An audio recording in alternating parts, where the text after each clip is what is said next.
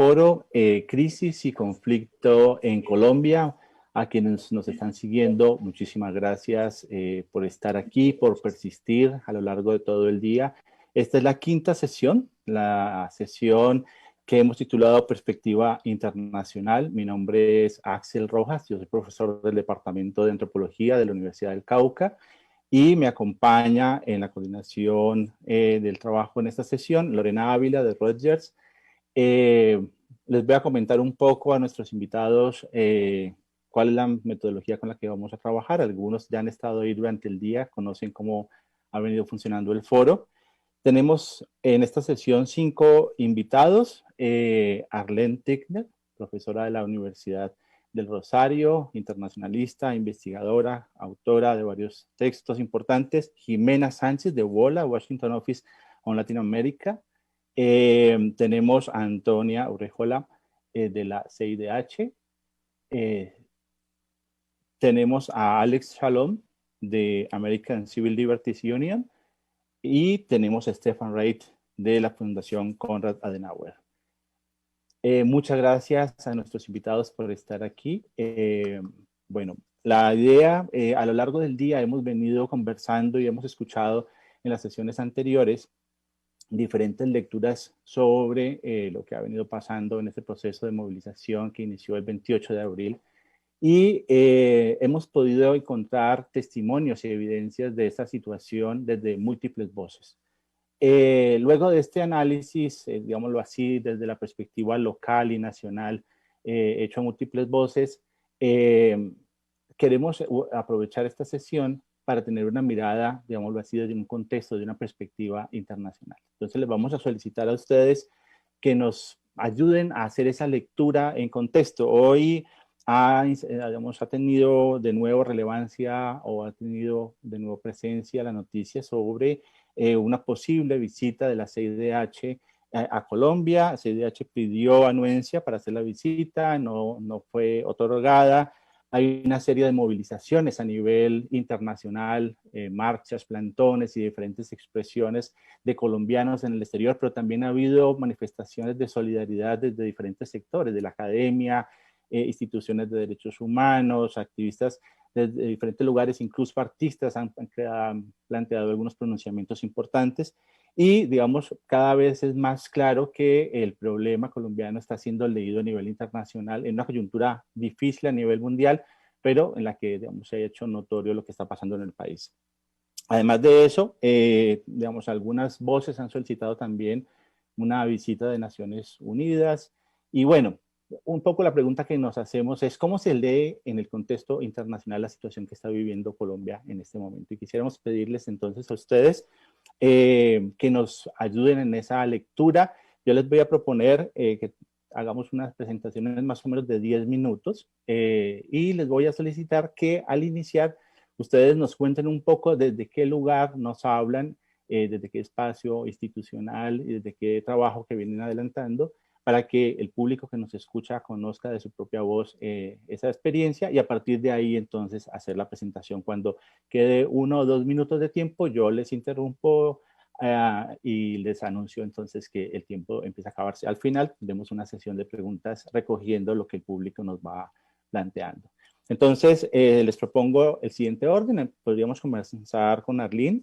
Luego podríamos hablar, escuchar hablar a Stefan y seguiríamos con Jimena, si les parece ese orden. Arlene, entonces tienes la palabra. Muchas gracias y muy buenas tardes. Quiero, sobre todo, voy a conectarme mejor aquí para que no haya problemas. Quiero agradecer a quienes han liderado la organización de esta muy importante jornada. He estado escuchando prácticamente todo el día y simplemente dar las gracias por todos los testimonios y todo el análisis que se ha compartido con el público en el curso del día, que ha sido muy importante, muy fructífero y he aprendido mucho. Yo soy profesora de Relaciones Internacionales de la Universidad de Rosario. Trabajo en temas de seguridad y de política exterior colombiana, con énfasis particularmente en las relaciones con Estados Unidos, entre otros temas. Y soy también columnista del Espectador. Y creo que dado el panel, lo que voy a tratar de hacer es hablar precisamente desde mis conocimientos de temas de política internacional y política exterior colombiana para situar un poquito este momento dentro de lo que podríamos llamar la internacionalización en general de la situación interna de Colombia, con miras a llegar a este momento y pensar en sus similitudes o diferencias, alianzas que podrían pensarse. Quiero comenzar señalando que la internacionalización de la situación del país, tanto de la guerra como de la paz, como de distintas crisis de derechos humanos, de seguridad, lleva décadas en curso, tanto por voluntad y gestión de expresas de distintos gobiernos colombianos, como por default en razón de distintos acuerdos y normatividades internacionales, sobre todo en temas como derechos humanos. Y creo que desde el gobierno de Uribe en adelante, el protagonismo colombiano en la construcción de narrativas de país también han crecido, en especial de la idea de un Estado al borde del fracaso que posibilitó y legitimó una mayor injerencia de Estados Unidos y de otros actores internacionales a través de Plan Colombia al principio de los años 2000, se transitó hacia la proyección de Colombia como caso de éxito, que pongo entre comillas intencionalmente, en materia de seguridad, y con los acuerdos de La Habana posteriormente como ejemplo mundial en materia de negociación de la paz. Esto en buena medida permitió al gobierno Santos posicionar a Colombia de manera distinta en la región y en el mundo, ganando el país en protagonismo en múltiples temas como la seguridad, en donde se convirtió en cooperante internacional importante, la crítica a la guerra contra las drogas, en donde Santos asumió también una voz importante como ejercicio, como mandatario en ejercicio, el primero en asumir esta posición, creo que en el mundo. En menor medida un país respetuoso de los derechos humanos, aunque similarmente creo que Santos fue esquivo a las críticas internacionales en la materia.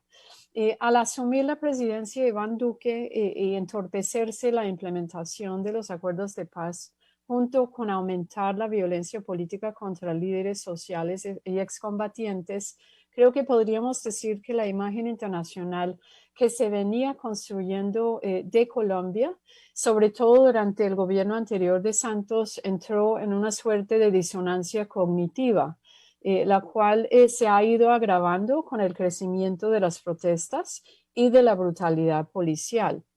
Con esto quiero sugerir básicamente que si antes era difícil para muchos actores internacionales entender lo que ocurría en Colombia, ahora las complejidades son mayores, sobre todo porque pese a lo que Axel ha señalado, yo creo que Colombia ha ganado en visibilidad internacional, pero no es un país tan visible en los medios como otros, con lo cual tienden a primar representaciones y explicaciones simplistas y sencillas a la hora de tratar de dar cuenta de lo que está pasando.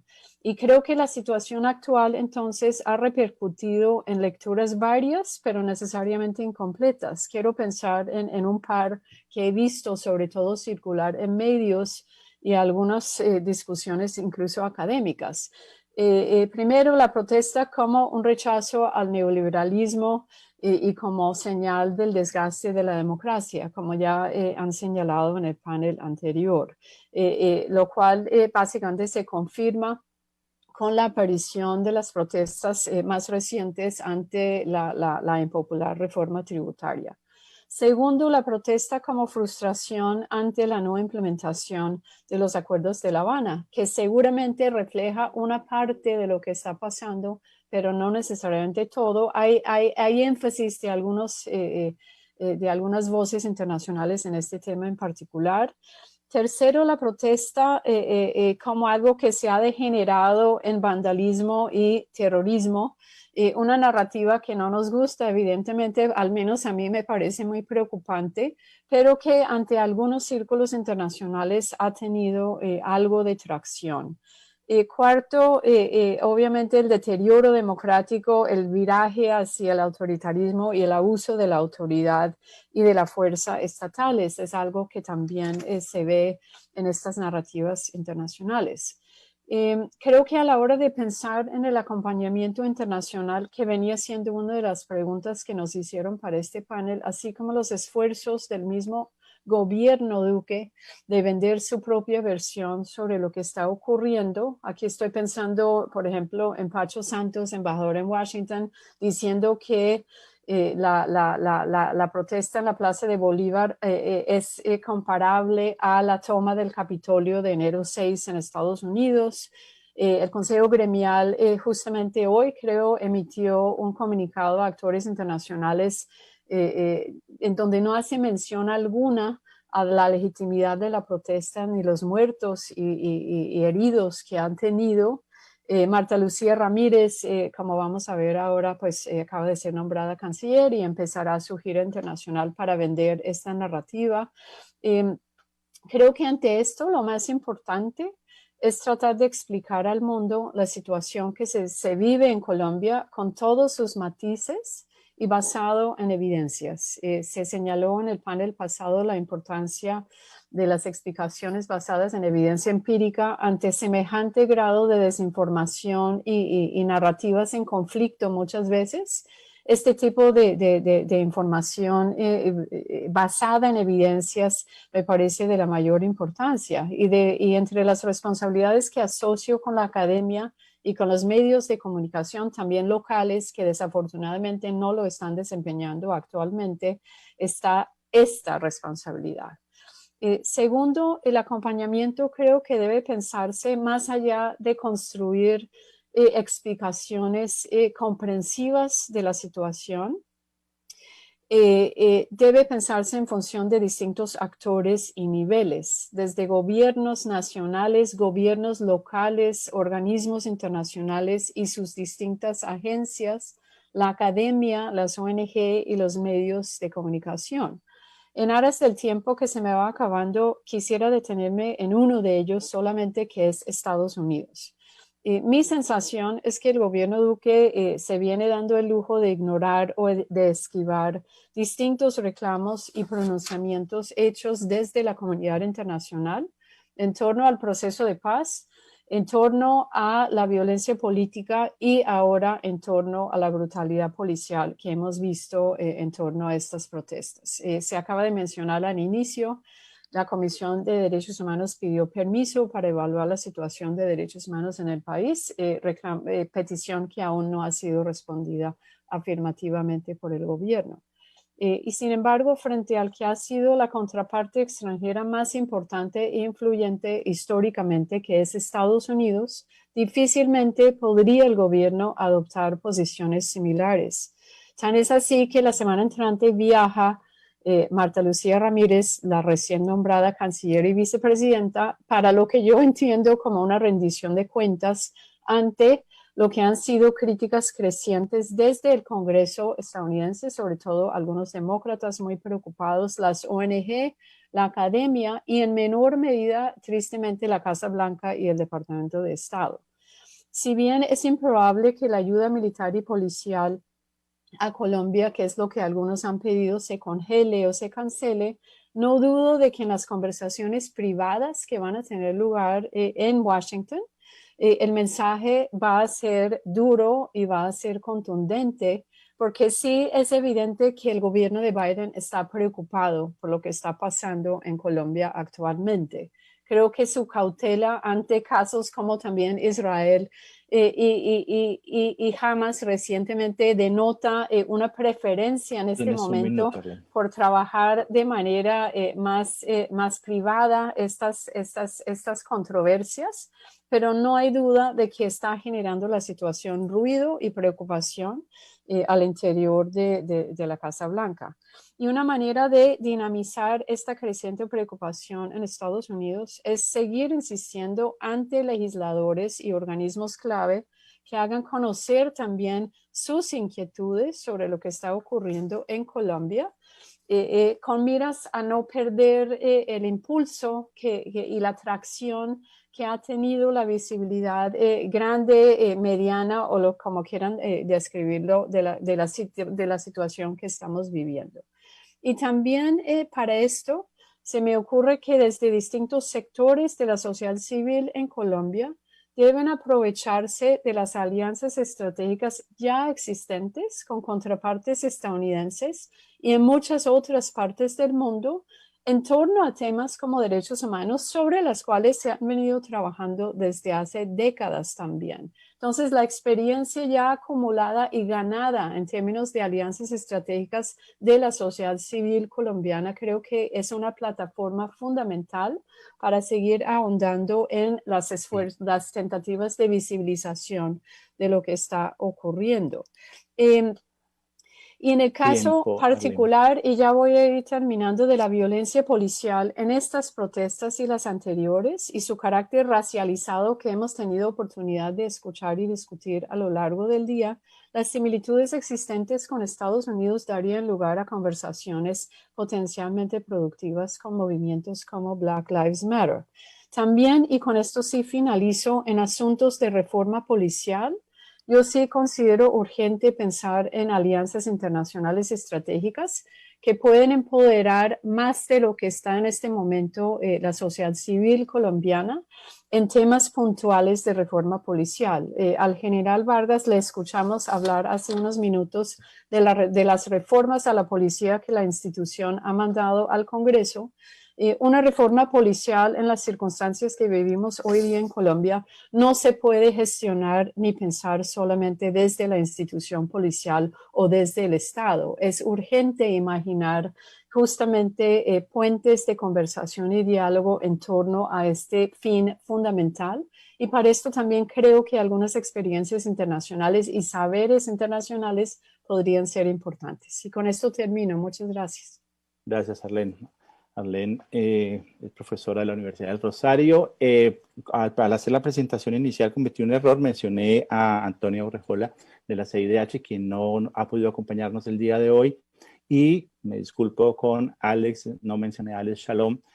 Alex pertenece a la American Civil Liberties Union. Nos acompaña hoy. A Alex, entonces, le daré la palabra en cuarto lugar. Cuando Alex hable, tenemos que hacer el cambio al canal en español, pues quienes quieran escuchar la traducción. Bueno, entonces, después de escuchar a Arlene, vamos a escuchar a Stefan Reit, de la Fundación Konrad Adenauer. Stefan. Hola, Axel, muchísimas gracias. Un saludo cordial de la Fundación Konrad Adenauer. Yo me conecto aquí desde Colombia, desde Bogotá. La Fundación Konrad Adenauer es una fundación demócrata cristiana política alemana. Tenemos la sede en Alemania, pero trabajamos en más de 100 países en el mundo. Aquí en América Latina, casi en todos sus países, menos Ecuador, Paraguay, El Salvador. El Salvador, en Colombia estamos desde los 60, 55 años.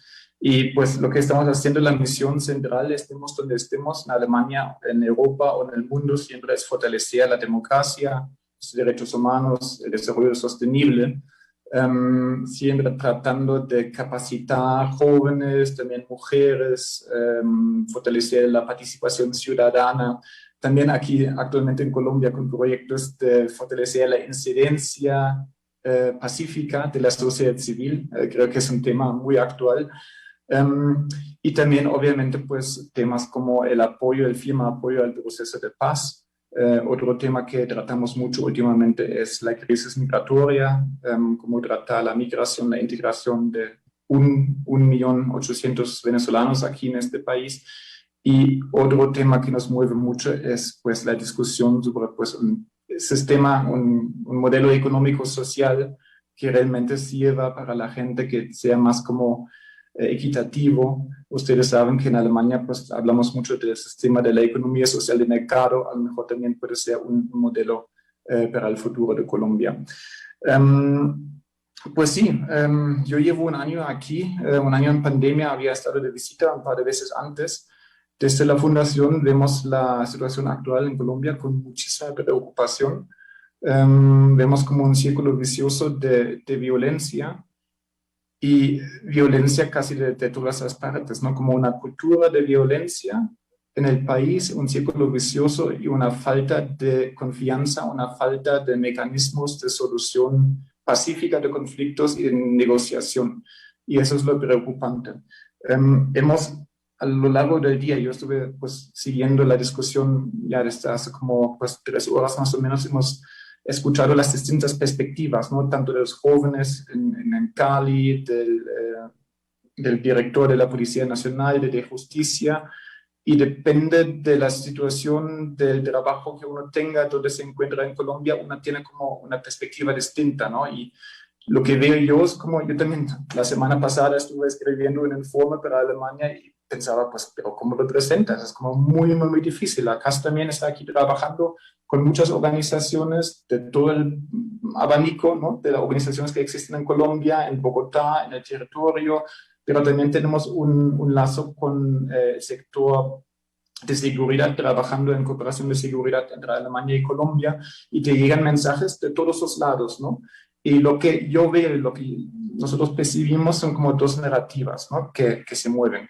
Una es como, pues, y creo que es también el error que cometió el gobierno al principio, pues criminaliza la protesta legítima como vandalismo, como terrorismo, y centrarse solamente en el tema de seguridad pública y el tema del orden público, ¿no? Y no atender como la demanda legítima, la demanda social que no se atendía durante décadas, ¿no? Eso es uno, como pues centrarse solamente en este elemento.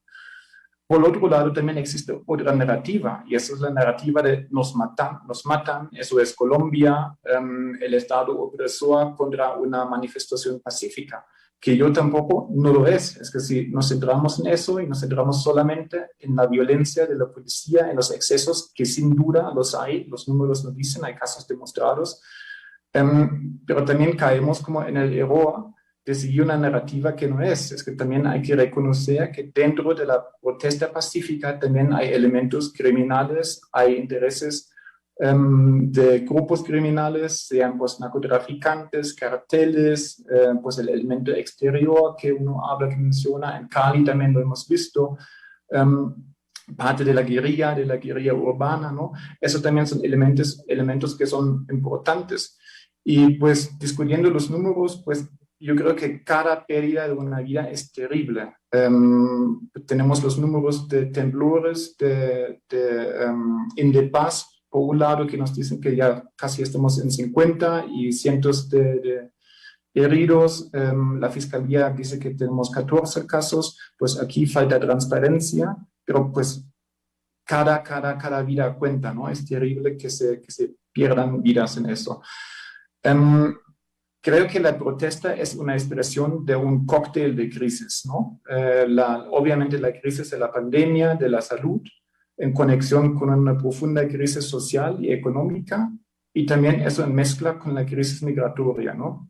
Donde Colombia también pues está pues aceptando una responsabilidad con casi 2 millones de venezolanos aquí que están atendiendo, recibiendo, y falta apoyo internacional para esta tarea tremenda, ¿no?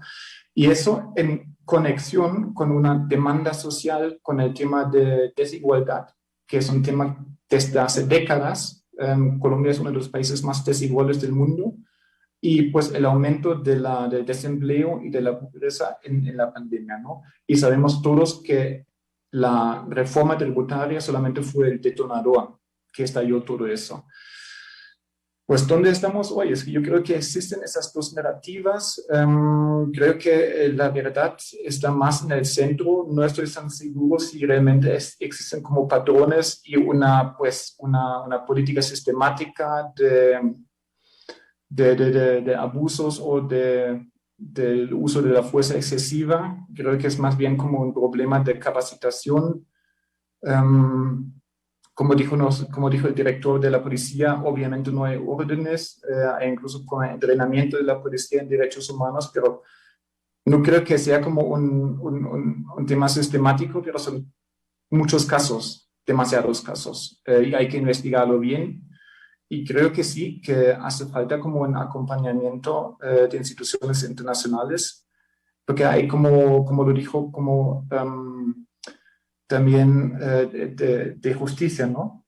Dijeron, pues lo que hace falta, lo que falta es como confianza entre todos los actores, también confianza que nos falta a la hora de llegar a un diálogo, y también hemos visto después del 2019 el diálogo nacional que se quedó básicamente sin resultados tangibles, ¿no? Entonces ahí también esta falta de confianza, y creo que ahí los actores internacionales pueden jugar un papel en acompañar las negociaciones, instituciones internacionales, la Iglesia, la ONU.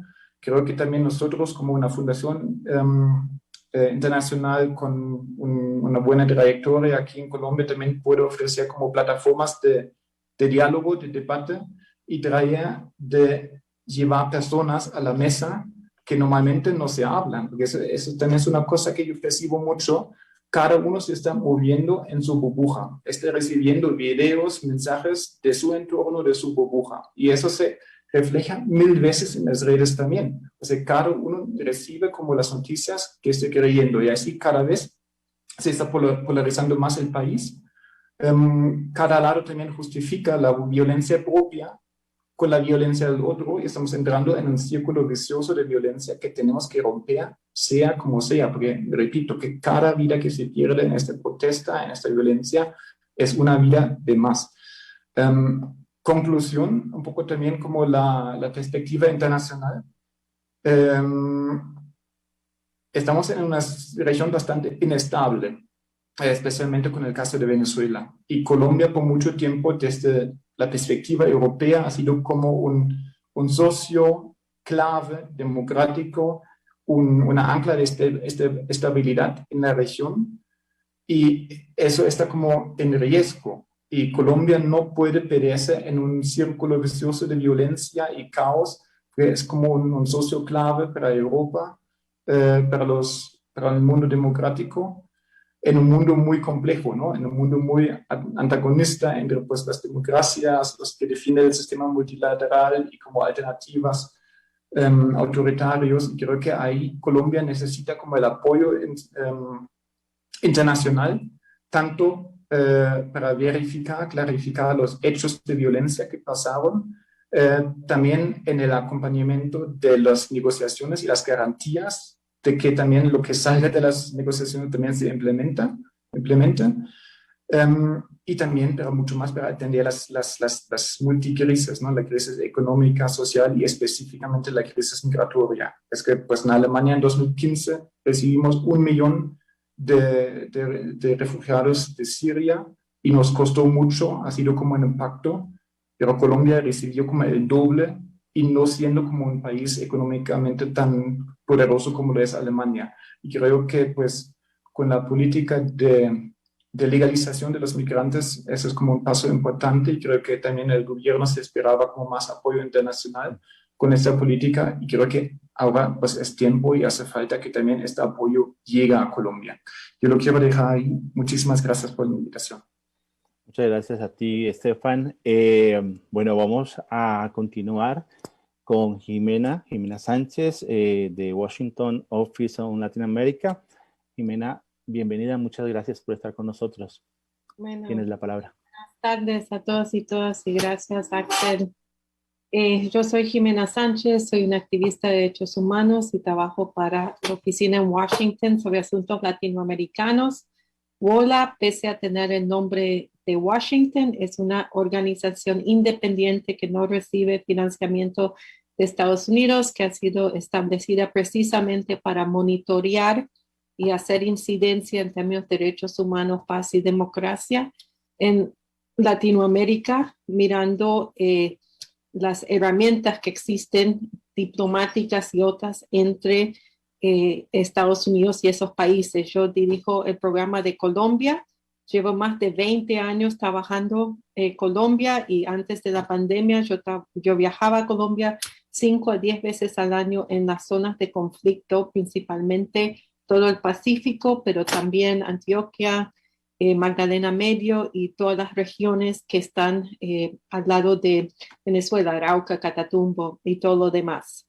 La forma en que trabajamos es de manera consulta, conjuntamente con todas las plataformas de derechos humanos, las autoridades étnicas, afrocolombianas e indígenas, y resaltamos las voces y recomendaciones de ellos, los traemos al Congreso, llevamos congresistas allá, básicamente ese es nuestro trabajo. Entonces, mi perspectiva no es académica, eso es lo primero que quiero decir, pero más haciendo este labor y estando aquí en Washington, especialmente estas últimas 3 semanas que han sido un poco locas. Bueno, ¿qué ha pasado? Primero hay que entender que la relación entre Estados Unidos y Colombia es muy estrecha, muy particular. Como mencionó la profesora Arlene, hay lazos que tienen que ver con la cooperación internacional. Estados Unidos ha dado más de $10 billones, principalmente en ayuda en seguridad, en armamento, en entrenamiento a las Fuerzas Armadas de Colombia. También hay un componente de asistencia muy grande en lo económico-social, que realmente desde el 2016 cambió bajo Obama y se llama el Plan Paz Colombia, que pese a que cambiamos presidentes y no lo llaman Plan Paz Colombia más, nuestro Congreso ha básicamente apropiado los mismos fondos que van a fortalecer derechos humanos, cambiar y reformar el sistema de justicia, afrocolombianos, indígenas y toda una serie de otras cosas. Estados Unidos tiene una relación muy rica con Colombia en términos de asuntos antinarcóticos, que también tienen sus propias leyes y sus propios relacionamientos. Por eso Colombia siempre ha sido el país donde hay más extraditados por narcotráfico a los Estados Unidos. Colombia tiene una relación comercial. El Tratado de Libre Comercio entre Colombia y Estados Unidos fue uno de los más controversiales en la historia de Tratados de Libre Comercio de Estados Unidos. Fue congelado en el Congreso de Estados Unidos por 5 años, precisamente porque había preocupación sobre el alto número de asesinatos de sindicalistas en Colombia, preguntas sobre los temas de la parapolítica y otras cuestiones. Entonces, hay una relación ahí que conllevó a que hay un plan de acción laboral entre Estados Unidos y Colombia que ambos países tienen que cumplir. Hay un plan de acción racial sobre afrocolombianos, africanos, americanos, nativos en Estados Unidos, indígenas en Colombia, que también involucra más de 13 agencias de Estados Unidos y muchas otras cosas. Entonces, la relación es muy estrecha. Aparte de eso, hay la particularidad que la élite económica y política de Colombia le importa mucho lo que dice Estados Unidos. Eso ha sido algo por muchas razones. Entonces, ¿qué ha pasado? Bueno, sucedió todo esto que desde abril 28, solo notando que desde nuestro punto de vista esto venía de mucho antes, obviamente por lo que se mencionó anteriormente de lo de 2019 no fue manejado bien ni la situación de protesta, ni las quejas, ni el diálogo, y mucho menos las reformas policiales que se tendrían que haber hecho en ese momento. Eso le golpeó muy duro todos esos temas, lo de la pandemia, y se le agregó a esos temas además una situación de no cumplimiento de muchas de las reformas estructurales que habían dado tanta expectativa con el proceso de paz, principalmente todo lo que tiene que ver con lo étnico, lo que tiene que ver con las obligaciones frente a las personas que erradicaron coca, y también todo lo que se hizo para tratar de proteger a los desmovilizados, a las personas defensoras de derechos humanos. Entonces, ¿qué hemos visto? Que se conjugó todo esto con también el alto número de asesinatos líderes sociales, un incremento de masacres, un gobierno Duque que no quiere negociar de ninguna manera con el ELN y que tampoco le dio prioridad a los temas de afros, indígenas, clase más pobre y rural en el país. ¿Okay? Entonces, básicamente todo esto se ha dado. ¿Qué han sido las acciones? Bueno, nosotros hemos tomado 2 acciones, puedo ponerlos en el chat, pidiendo básicamente 2 cosas. Uno, que Estados Unidos haga esta relación ayude a parar la violencia, desmantelar el nivel de violencia, la polarización, jugar un papel constructivo para que haya algún tipo de diálogo, que se revise la asistencia de seguridad. Ahora, Estados Unidos no financia el SMAT. Estados Unidos financia las Fuerzas Armadas y hay entrenamiento y otras cosas con la policía, pero si bien son compañías norteamericanas que están haciendo las municiones que compra Colombia y el SMAT. Y ahí Congreso se le ha pedido de que revise eso, cómo es que están utilizando armas de una forma letal cuando no son para ese uso o de otras formas y todo lo demás. Es cierto que hay violencia del otro lado de Colombia y nadie lo niega y eso es terrible, pero nosotros como personas que están mirando Estados Unidos estamos mirando la responsabilidad estatal.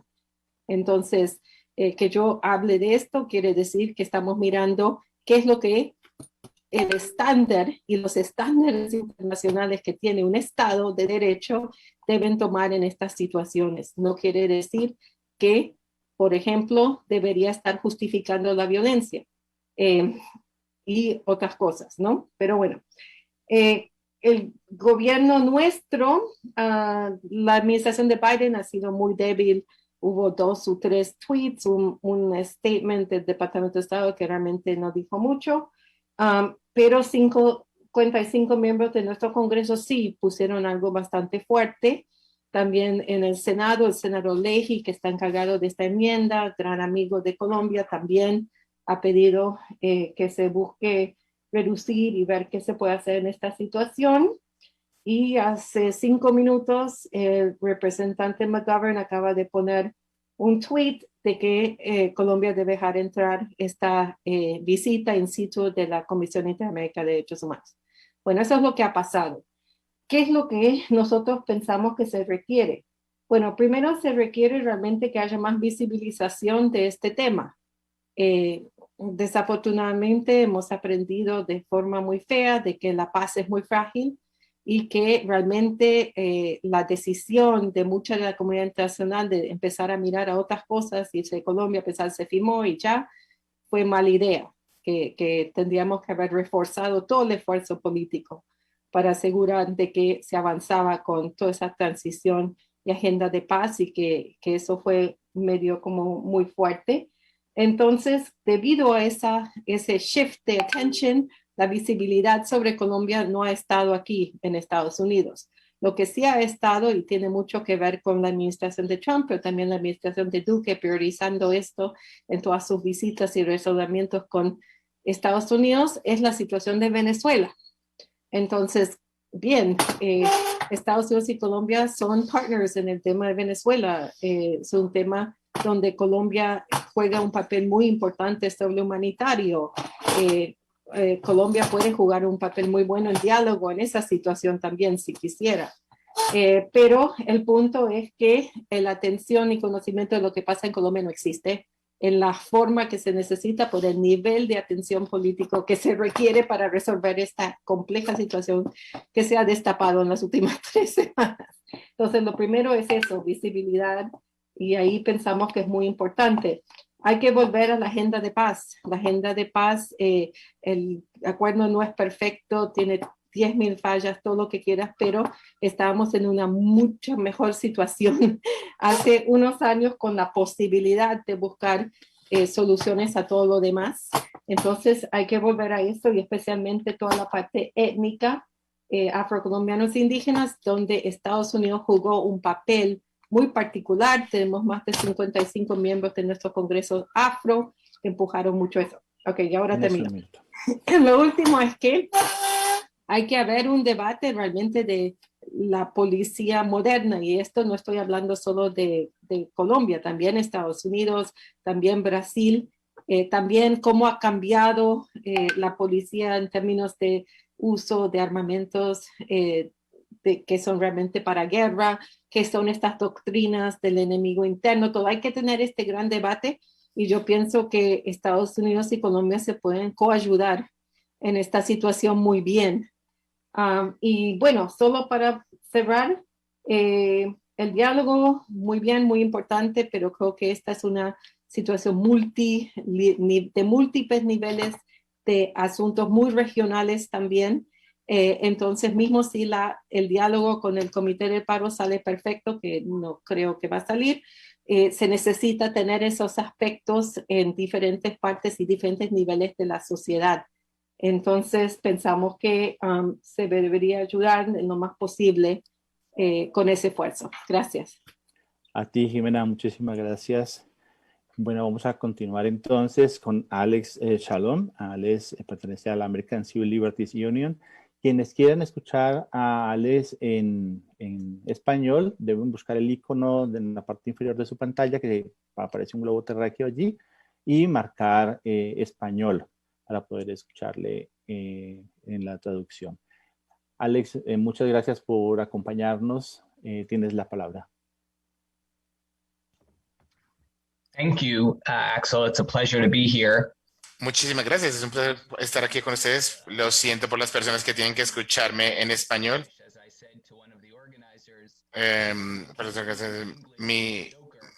Yo no me puedo comunicar ni siquiera bien en inglés. Imagínense cómo sería en español. Así que perdón por eso. Mi nombre es Alex Schrum y trabajo para la Unión de Derechos Civiles en Estados Unidos, lo cual es la Unión de Libertades Civiles, la cual es una ONG que ha estado desde 1920 para proteger los derechos constitucionales de las personas en los Estados Unidos. Yo he estado muchísimo, en la mayoría de mi tiempo, tratando de hallar la manera de cómo podemos abordar la brutalidad policial y cómo responder en la rendición de cuenta para las policías que usan violencia, que haya transparencia de tal manera que el público pueda entender esa violencia y al final hallar maneras de cómo prevenir esta brutalidad policial y la violencia policial. Así que bueno, eso es lo que me han pedido que hable hoy, de tratar de darles a ustedes un contexto de estas herramientas de rendición de cuentas que se usan. A veces se usan bien, a veces no se usan mal, no se usan bien en los Estados Unidos. Creo que lo que primero vale la pena decir es que la brutalidad policial viene sucediendo desde que existe la policía. Y a veces hay más, a veces menos, pero siempre hasta hoy. Otra cosa que ha venido sucediendo es que a veces nosotros la vemos más. Así que en los Estados Unidos, en 1991, en Los Ángeles, hubo unos policías que mataron a Rodney King, lo cual causó los Rodney King Riots o las protestas y la violencia causada por Rodney King. Rodney King no fue la primera persona que la policía de Los Ángeles había matado. Esa fue la persona que, obviamente más reciente, cuando alguien tenía una cámara de video, ahí fue que esos disturbios se causaron. Y eso fue lo que cambió el juego. No la violencia que había sucedido contra Rodney King, porque eso siempre había sucedido, sino la manera de la cual vino y el mundo la pudo ver. Entonces, hemos visto más y más violencia policial, no necesariamente porque hay más brutalidad policial, no, sino que ya se ve, ya está más visible. Como ya todo el mundo tiene celulares, todo el mundo tiene cámaras, entonces lo pueden ver. Oficiales de policía también tienen cámaras en sus cuerpos, tienen cámaras en sus carros, entonces estamos viendo más incidentes de esto porque están más visibles. Así que, por ejemplo, el asesinato de George Floyd en Minneapolis el año pasado, por ejemplo, y de nuevo, no es que sea diferente ningún tipo de otra brutalidad policial, sino que ha sido visible, se ha vuelto pública. Y eso es que yo creo que esa es la herramienta de rendición de cuentas, hacer que tener documentado la manera en la que la policía va de día a día. Eso es una herramienta de rendición de cuentas. Y algo que pensar es cómo podemos crear un mandato una ley en la cual la policía tenga que vestir cámaras, tenga que tener cámaras encendidas cada vez que están trabajando. Cualquier tipo de preocupaciones políticas, pero hay protección para personas las cuales están filmando a la policía. Hay protección constitucional. ¿Es legal para que la policía le diga a alguien que no los filme?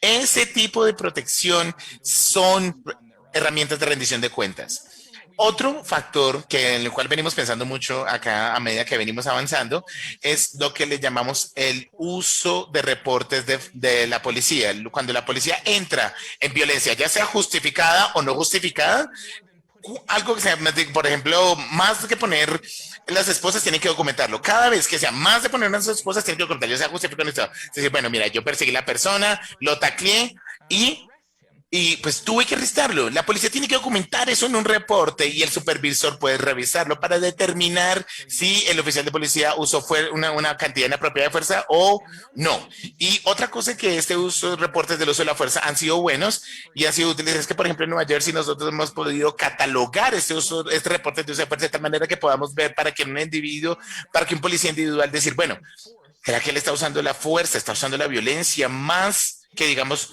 sus pares? De pronto es una persona más violenta, este oficial de policía. ¿Y por qué? Entonces, tenemos una base de datos completa para que nos permite ver, bueno, este oficial usó, por ejemplo, su bolillo mucho más que y este policía le pega mucho más a las personas que este policía dispara a las personas más que otro. Ese tipo de análisis comparativos es súper útil para el público, para saber quién está haciendo esos actos, pero también útil para sus supervisores y para sus superiores. Y algo que los ejecutivos de la policía me han dicho es que ellos quieren tener lo que ellos les llaman early morning systems, sistemas de temprano en la mañana. Quieren saber en la primera hora del día ya si hay un oficial que esté, por ejemplo, que sea más proclive a la violencia. Entonces, ir a hablar con él por ejemplo, con un oficial que comete, por ejemplo, alguna violación abusiva de los derechos humanos. Así que hay muchos sistemas son útiles, pero también hay que alimentar la base de datos para que funcione. Y también un punto de los reportes, ya sea cámaras robóticas o no, cámaras en el cuerpo, la política importa. No solamente darle los equipos, darle los equipos, las cámaras, darles las cámaras, esto es simple, sí, es darles a ellos más herramientas de vigilancia y ya, pero eso no sirve ningún propósito para proteger las libertades civiles, a menos que se tengan mecanismos que el público pueda tener acceso para que la policía rinda cuentas. Así que si, por ejemplo, si hay un asesinato, por ejemplo, en Chicago, y el oficial de la policía dice, no, miren, esta persona se buscó en el bolsillo por un cuchillo, y la gente dice, no, nosotros queremos que por ejemplo, el periódico dice, quiero ver el video de lo que pasó. Muéstrame, porque las imágenes valen más que 1000 palabras. Y tomó un año desde el momento que este señor Don McDonald fue asesinado a la policía hasta el departamento de policía lanzó el video. El día que lanzaron el video, el oficial fue acusado de asesinato. Hasta que lanzaron el video. Antes de eso, trataban de proteger a ese oficial de policía que había asesinado a ese pobre muchacho en Chicago, porque en la presión pública hizo que hubiera rendición de cuentas. Así que vigilancia sin políticas de transparencia no sirve para nada.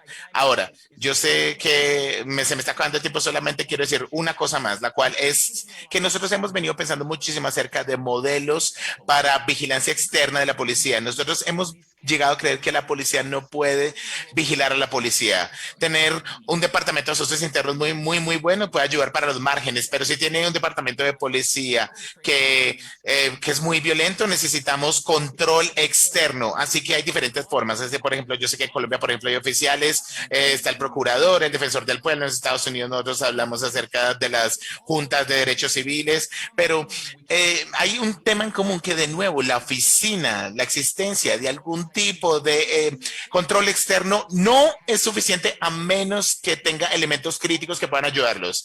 Y si se tiene mala vigilancia, un sistema de mala vigilancia, de hecho es más dañino. Lo que le podemos llamar, es un teatro de rendición de cuentas, es un teatro público. Decimos, no, sí, cometimos algunos actos, pero vamos a tratar de mejorar, pero no, eso no es lo que queremos. Así que tenemos que hablar de una buena vigilancia. Hay unas características. La persona a cargo tiene que tener el apoyo de las comunidades. Ese es el primer factor. Así que en los Estados Unidos nosotros hablamos acerca mucho de juntas comunales, ONGs, personas alrededor de la comunidad, del departamento de policía, ya sea el gobernador, proteger a las personas y proteger a estas personas que proveen esta vigilancia. El grupo necesita tener la autoridad para no solamente en casos individuales, sino, por ejemplo, en prácticas más amplias, tutelas comunales, etcétera, para determinar si pueden lidiar con las normas que se puede y también tratar de ayudarlos. Pero también se tiene que tener una habilidad amplia de revisar los casos individuales y tienen que hacer eso de tal manera que esto proteja la identidad y la seguridad de las víctimas que denunciaron, ¿cierto? Si tú vas al defensor del pueblo, no, obviamente que tú no vayas a salir en las noticias, tal vez de pronto eso significa, por ejemplo, aceptar quejas anónimas o quejas a través de terceros o algunas protecciones muy, muy importantes de la entidad. Ahora, pero la autoridad también tiene que tener autoridades investigativas independientes, tienen que convencer a los departamentos de policía de dar testimonios, dar reportes de información. Ay, no, por favor, denos la información. No, nosotros tenemos la autoridad, así que pase los reportes porque los necesitamos. Dígame qué pasó. No le estoy pidiendo un favor, tengo la autoridad para que usted me dé esos reportes. Ahora, otra característica que hemos visto aquí en los Estados Unidos es que tenemos algunas juntas que tienen todas estas características y que hacen grandes investigaciones y después hacen una recomendación de disciplina para una sanción disciplinaria y el departamento de policía lo ignora. Así que dicen, miren, este oficial está causando violencia en muchas partes, violencia injustificada. Él tiene que ser suspendido, despedido. Y el jefe de policía dice, muchas gracias por sus insumos y no hacen nada. Así que eso es un problema, los ignoran. Así que asegurarse de que las medidas disciplinarias se apliquen. Sí, también tiene que haber financiamiento asegurado de la oficina que se crea, ya sea la oficina del defensor del pueblo. Y la mejor manera de hacer eso es conectar el financiamiento de esa oficina al financiamiento de la oficina de policía o algún porcentaje. Entonces, a medida que, digamos, gastamos tantos pesos para la policía, gastamos tantos pesos para la oficina del defensor del pueblo. A medida que me vaya bajando, lo mismo. Entonces, que sea proporcional. Porque si lo hacemos de manera opuesta, es que estamos permitiendo que el proceso presupuestario seque y le saque todos los recursos al departamento de vigilancia. Otra cosa que yo creo que es importante es que tenemos que asegurarnos que estemos dando el debido proceso a los oficiales de policía, ¿no? No queremos simplemente, queremos linchar a este policía, no queremos convertir por ejemplo, personas con llamas y que vayan a una turba iracunda y lo maten. No, nosotros queremos garantizarle un debido proceso a estos policías. Y lo último, yo sé que estoy hablando muy rápido, es la última característica y la octava sería transparencia. Necesitamos tener una manera de escuchar de las oficinas y decir qué es lo que necesitan, cuáles son sus conclusiones, qué es lo que ellos consideran. Y esa es la única manera en que la oficina va al final tener credibilidad en el público, esta oficina vigiladora, esta oficina vigilante, y va a tener una cantidad muy buena de credibilidad y rendición de cuentas. Así que muchísimas gracias por su espacio y cualquier pregunta que tengan, aquí estoy para responderles. Muchas gracias.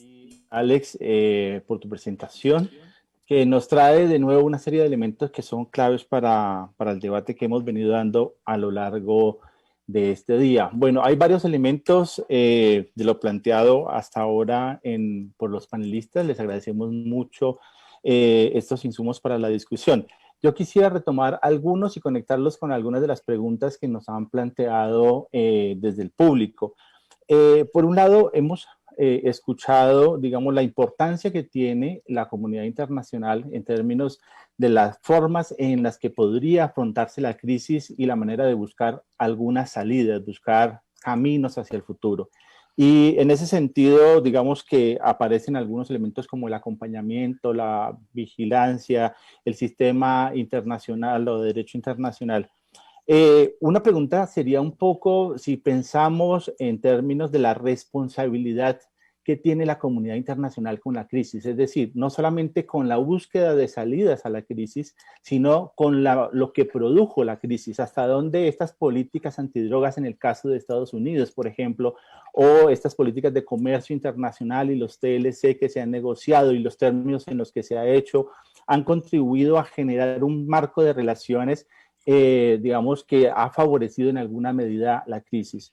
Y por el otro lado, digamos, hay como una pregunta que surge al escuchar las intervenciones que tiene que ver un poco hasta dónde esta élite colombiana y el gobierno nacional al que, decía Jimena, le importa tanto lo que dice el gobierno de Estados Unidos o la clase política de los Estados Unidos, digamos, ¿por qué ahora en algunos contextos no escucha eso que dice esa clase política o no escucha lo que dice el gobierno o algunos sectores del gobierno? Entonces, hay algunas preguntas en relación con lo que va a pasar, digamos, cómo puede evolucionar la situación. Yo no sé si Arlene nos puede ayudar con esa pregunta. ¿Cómo puede evolucionar la situación? Pensando en el caso, la situación colombiana y la relación con la comunidad internacional, ¿cómo crees tú que puede evolucionar con la información que tenemos? Sé que es una pregunta bastante difícil, pero ¿cómo podría evolucionar la situación según lo que tú estás viendo que ocurre en este momento al calor de los acontecimientos? Pues creo que depende de qué contraparte internacional estamos hablando. Entonces, o sea, a manera de premisa general, si es un actor estatal o es un organismo internacional, como sabemos, no puede sino ofrecer, acompañar y vigilar desde fuera lo que está ocurriendo, porque depende del Estado colombiano extender algún tipo de solicitud o aceptar los ofrecimientos de buenos oficios en el momento de considerar algún tipo no sé, de mediación, si se pudiera hablar, o interlocución entre gobierno y las partes que están participando en las protestas. Y veo esto muy remoto como posibilidad, toda vez que sería, primero va en contravía de la narrativa del gobierno, pero sería prácticamente una admisión de la falta de legitimidad y de la ingobernabilidad que observamos en torno al gobierno Duque. Entonces, difícilmente eso está en el panorama desde donde yo lo estoy viendo. Por el lado de Estados Unidos, que sí quiero aprovechar para reaccionar ante lo que has preguntado, y Jimena pues me podrá reforzar o desmentir o complementar. La cercanía con Estados Unidos no es una cercanía generalizada, sino que tradicionalmente ha sido mucho más estrecha con los republicanos que con los demócratas, pese a que muchas políticas estadounidenses, como saben, repetimos en Colombia siempre, son políticas bipartidistas. Pero siempre cuando llega un nuevo presidente o hay elecciones en Estados Unidos, la pregunta del millón en Colombia es ¿a qué nos favorece, un republicano o un demócrata? Y tristemente las respuestas tanto de medios como muchos líderes es que los republicanos, lo cual es una miopía absoluta, pero creo que sí refleja la cercanía de nuestras élites políticas, económicas y de la fuerza pública con los republicanos. Entonces, digamos que no es across the board cercanía, y ni los gobiernos de turno escuchan con igual atención a demócratas y republicanos, también dependiendo de quién está ejerciendo la presidencia en Colombia. Y simplemente pensando en esto, pues yo veo tiempos difíciles en la relación bilateral, toda vez que el cambio de presidente sí redunda en un distanciamiento estadounidense desde la Casa Blanca, al menos frente a temas neurálgicos en la vida nacional colombiana, como son la implementación de los acuerdos, la defensa de los derechos humanos y la política antidrogas, que si bien Biden no está haciendo cambios dramáticos, sí está abierto a la posibilidad de que cambie esa política y no está insistiendo, por ejemplo, en las fumigaciones. Entonces yo creo que eso es algo que juega en contra de la posibilidad del gobierno de Duque de cambiar el chip en Estados Unidos actualmente y a convencer que aquí lo que estamos viviendo es vandalismo, es terrorismo, es simple bloqueo y uso ilegítimo de la violencia por parte de manifestantes, lo cual sí creo que invita a que Estados Unidos endurece sus presiones frente al país. Y tal vez, por último, la responsabilidad internacional evidentemente la hay. Las estructuras globales sin duda son responsables en buena medida de múltiples problemas que vivimos en Colombia, pero en muchas otras partes del mundo, no solo en el sur, sino en el norte. Entonces, suponer que la comunidad internacional genéricamente va a asumir esa responsabilidad, creo que también es ser ingenuos ante esas lógicas estructurales globales que evidentemente están ahondando en desigualdades y violencias en todo el mundo. Gracias, Arlene. Bueno, quisiera que aprovecháramos lo planteado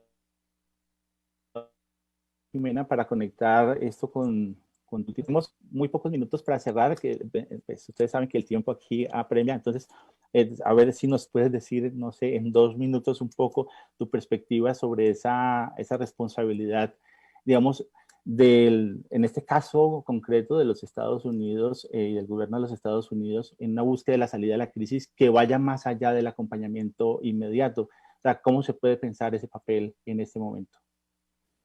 Bueno, yo estoy totalmente de acuerdo con Arlene. La relación, primero, la vista de los políticos estadounidenses desde el Ejecutivo, desde el Congreso, es diversa, no es homogénea. Y sí, es cierto que Colombia utiliza mucho eso para empujar su agenda. Y no creo que van a cambiar su narrativa. Ahora la narrativa que era de que la protesta era por criminales, que era con Venezuela, que está afectando la economía estadounidense. Entonces ellos también adaptan su narrativa dependiendo de lo que es importante para Estados Unidos. Yo pienso que no la van a asumir fácilmente. Solo la van a asumir de mal o bien.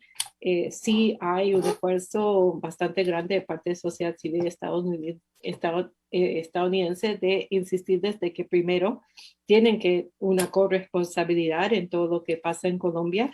Hay legislación que pide que haya este monitoreo de nuestro Congreso y todo lo demás. También tiene que haber esas voces de sociedad civil en particular y hasta el sector financiero de que la estabilidad y la seguridad no se resuelve solo militarmente, pero también mirando estos problemas largos estructurales. Con lo de los TLCs, bueno, esto vimos en toda Latinoamérica, como los TLCs tienen ganadores y tienen perdedores. Yo creo que la pandemia ha demostrado de que estos perdedores de los TLCs, que incluye Colombia y muchos en Latinoamérica, realmente son perdedores que no se puede solucionar con las mismas políticas de antes, ¿no? La situación es totalmente diferente y lo último que se necesita en Colombia es aumentar inequidades, ¿no? Entonces yo diría eso rápidamente. Muchas gracias, Jimena. Estefan, una pregunta que nos plantean para el caso concreto de Alemania es, digamos, teniendo en cuenta la situación política actual en Alemania, ¿cómo crees tú que podría ser la participación del gobierno alemán en este proceso de diálogo o de búsqueda de una salida a la crisis actual en Colombia? Bueno, Alemania desde el principio ha apoyado el proceso de paz, ¿no? También tenía como un representante especial para el proceso de paz, creo que ha sido como uno de los pocos países que lo ha tenido, y hay como un vínculo muy fuerte entre Alemania y Colombia. Pues yo creo que el papel de Alemania puede ser pues, ofrecer como pues estas mesas de diálogo, acompañamiento, pero sin tomar como pues un lado, ¿no? Como dije antes, yo creo que como pues la verdad no es blanco o negro, es gris. Pues hay definitivamente como la brutalidad de policía y el uso excesivo de la fuerza, pero también vemos violencia por otro lado. El tema de los bloqueos es un tema que, pues, no sé, un bloqueo de un día, de unas horas, es definitivamente como un medio legítimo de protesta, pero si son 3 semanas enseguida y tenemos un estado de sitio para ciudades, pues ya no. Pues entonces creo que Alemania como país, como gobierno, la embajada aquí, a través de sus instituciones, pueden hacer, pues tratar de acompañar el proceso de negociación, también pues trabajar con las instituciones internacionales, brindar como apoyo, garantías, pero también al final y al cabo es un conflicto en Colombia y de los colombianos, y son los colombianos mismos que tienen que encontrar una salida de este círculo vicioso de la violencia, o sea, con el apoyo, también con la verificación de los socios internacionales, pero el conflicto mismo, la negociación misma, el cambio de talante, aprender a escucharse es una tarea que tienen que pues, asumir los colombianos mismos. Estefan, muchas gracias. Para terminar, Alex, tú nos has mencionado una experiencia en Estados Unidos relacionada con el uso legítimo de la fuerza y los mecanismos de regulación para ese uso de la fuerza. La pregunta un poco sería, ¿cómo lograr ese tipo de vigilancia, documentación, regulación y uso efectivo de esos mecanismos de vigilancia de la policía y el uso de la fuerza? Pues porque, digamos, se comparte la validez, la pertinencia de los mecanismos, pero cómo lograr que existan esos mecanismos, que se institucionalicen y que se apliquen.